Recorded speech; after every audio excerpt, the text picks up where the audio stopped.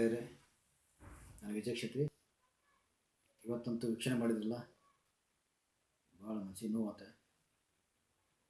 ಏನಪ್ಪ ಅಂತಂದರೆ big boss ಒಳಗೆ ಭಾಳ ಭಾಳ ಭಾಳ ಏನೇನೇನೋ ಒಂದು ಜಾತ್ರೆ ಮಾಡ್ಕೊಂಡು ಜಾತ್ರೆ ಪಿಕ್ನಿಕ್ ಮಾಡೋಕೆ ನಾವು ಹೋಗ್ಯಾರ ಅವರು 100% ಹೇಳ್ತೀನಿ. ಪಿಕ್ನಿಕ್ ಶಾಲಿನಿ ಮೇಡಮ್ ಅಂತೂ ಫಿಕ್ಸ್ ಇದೆ. ಅಡಿಗೆ ಮನೆ ಇದೆ, ಅಡಿಗೆ ಮಾಡೋದು ಒಂದು ಫಿಕ್ಸ್. ಮಾಲೀಕ ಅಂತ ಗೊತ್ತೈತಿ, ಮುಂದೆ ಮೋಹನ್ ಅಂದೆ ಅವ್ರೊಂದು ಜೋಡಿ ಫಿಕ್ಸ್.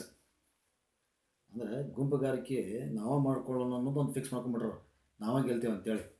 ಇನ್ನು ಭುವನ ಎಲಿಮೆಂಟ್ ಆದಮೇಲೆ ಯಾವ ಬಾಯಲ್ಲಿ ಹೇಳಿದ್ನ ಮರ ಯಾರು ಫೈನಲ್ ಹೋಗ್ತಾರ ಅಂದ್ಕೊಂಡು ಮೋಹನ್ ಹೆಸರು ಹೇಳ್ಬಿಟ್ಟ. ಮೋಹನ ಏನು ತಿಳ್ಕೊಂಬಿಟ್ರೆ ನಾನೇ ಫೈನಲಿಸ್ಟು, ನಾನೇ ಫೈನಲ್ ಗೆಲ್ತೀನಿ ಅನ್ನೋಂಗೆ ಓಡ್ ಬಂದ್ಬಿಟ್ಟ ಮನುಷ್ಯಕ್ಕೆ.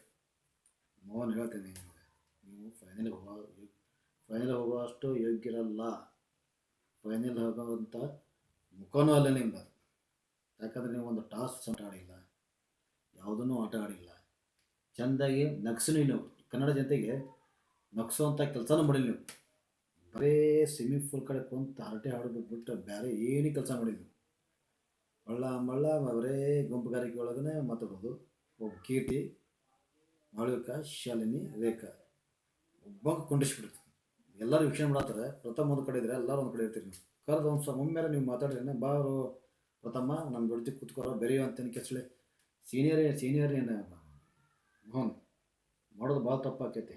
ದೊಡ್ಡ ಫಿಲ್ಮ್ ಸ್ಟಾರಲ್ಲಿ ನೀವು ಯಾವುದೋ ಒಂದು 2 ಪಿಕ್ಚರ್ ಮಾಡಿ ಹಿಟ್ ಆಗ್ಯಾನಂತ ನಿಮ್ಮಿಂದ ಹಿಟ್ ಆಗಿಲ್ಲ. ಯಾವ ಪಿಕ್ಚರ್ ಹಿಟ್ ಆಗಿಲ್ಲ, ಹಿಟ್ ಮಾಡಿದ್ರೆ ಬೇರೆ ಅದು. ನೀವೇನು ಹಿಟ್ ಮಾಡಿ ಪಿಕ್ಚರ್ ಹೊಡೆಯತ್ತಂತ ತಿಳ್ಕೊಂಡಿರಲ್ಲ, ತಪ್ಪು ಕಲ್ಪನೆ ಅದು. ಕನ್ನಡ ಜನತೆಗೆ ಗೊತ್ತೈತಿ. ಇನ್ನೊಂದು ಹೇಳ್ತೀನಿ, ನಿಮ್ಗೆಲ್ಲರಿಗೂ ಚಲೋ ಆಟ ಆಡ್ರಿ, ಭಾಳ ಇದು ಮಾಡಿರಿ. ಆಮೇಲೆ ಮೊನ್ನೆ ರಿಷಾ ಅಂತ ಹೇಳಿ ಪಾಪ ಬಿಗ್ ಬಾಸಿಗೆ ಏನು ಎಂಟ್ರಿ ಕೊಟ್ಟರು ಹೋದ್ರಲ್ಲ, ಜಾಕೆಟ್ ಕೊಟ್ರೆ ಗಿಫ್ಟಾಗಿ ಪ್ರಥಮಗೆ.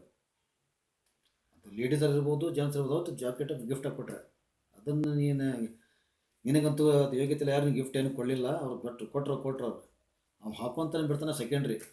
ಅದನ್ನು ಕಿತ್ತೋಗಿ ನನ್ನ ಮಗನೊಂದು ಬೈದೆ ಅದನ್ನ ಹಾಕೊಂತಾನೆ ಬಿಡ್ತಾನೆ. ಅವನು ಬಿಟ್ಟಿದ್ದಾರೆ. ಅದನ್ನು ಹೇಳುವಂಥ ಜರೂರಿಲ್ಲ ಇದ್ದಿದ್ದಿಲ್ಲ. ಅಲ್ಲೇ ಆ ಮಾತು ಮಾತಾಡಬಾರ್ದಿತ್ತು. ಭಾಳ ಇದರಿಂದ ನೆಲಗಿ ವಿಷಯದಿಂದ ಮಾತಾಡಬೇಕು. ಇವೆಲ್ಲ ಮೌನ ನಿಂಗೆ ಹೇಳ್ತೇನೆ, ದಯವಿಟ್ಟು ಅಂತಾರ ಹುಡುಗ ಮಾತ್ರ ಹೋಗ್ಬೇಡ್ರಿ, ಚೆಂದಾಗಿ ಆಟ ಆಡ್ರಿ. 100% ಪ್ರಥಮ ಗೆಲ್ತಾನೆ. ಜನತೆಲ್ಲರೂ ಪ್ರಥಮನ ಓಟ್ ಮಾಡ್ತಾರೆ. ಒಂದು ವೇಳೆ ಪ್ರಥಮ ಅವರನ್ನ ಗೆಲ್ಲಿಲ್ಲ ಅಂತಂದರೆ ಫೇಕ್, ಯಾರು ಬಿಗ್ ಬಾಸ್ ನೋಡೋದಿಲ್ಲ. 100% ಶೂರ್ ಇದೆ.